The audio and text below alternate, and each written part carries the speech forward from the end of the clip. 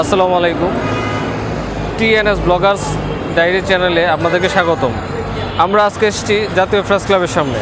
এখানে দেখতে পাচ্ছি কনসালটেশন কমিটি কর্তৃক সুপারিশপ্রাপ্ত অনধিক ৫,০০০ বেসরকারি প্রাথমিক বিদ্যালয় জাতীয়করণ করার লক্ষ্যে দ্রুত জাতীয়করণ করার লক্ষ্যে এখানে এসে লাগাতার অবস্থানের কর্মসূচি পালন করার জন্য ঘোষণা দিয়েছেন এবং ব্যানার ফেস্টুন লাগিয়ে অবস্থান করছেন। আমরা দেখতে পাচ্ছি অলরেডি ওনারা অবস্থান করছেন এখানে। ওনারা চাচ্ছেন ওনাদের বেসরকারি প্রাথমিক বিদ্যালয়গুলো দ্রুত যেন জাতীয়করণ করা হয়। এই উপলক্ষে প্রধান উপদেষ্টার হস্তক্ষেপ কামনা করার জন্যেই এই লাগাতার অবস্থান কর্মসূচি। আমরা দেখতে পাচ্ছি এখানে নোয়াখালী হাতিয়া উপজেলার নোয়াখালীর সকল শিক্ষিকাবৃন্দ এখানে অবস্থান করছেন। আরও বেসরকারি সকল শিক্ষিকাবৃন্দ এখানে উপস্থিত আছেন। আমরা দেখতে পাচ্ছি ওইখানে সকলেই জমায়েত অবস্থান পালন করছেন। ওনারা চাচ্ছেন প্রধান উপদেষ্টার হস্তক্ষেপ।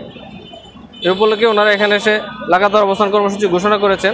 যদিও পুলিশ ওনাদের সাথে জিজ্ঞাসাবাদ করা হচ্ছে, আমরা ওনাদের সাথে জিজ্ঞাসাবাদ করলাম, ওনারা একই কথা বললেন, যতক্ষণ পর্যন্ত না প্রধান উপদেষ্টার হস্তক্ষেপ হস্তক্ষেপ না পাচ্ছেন ততক্ষণ পর্যন্ত ওনারা এখানে অবস্থান করবেন।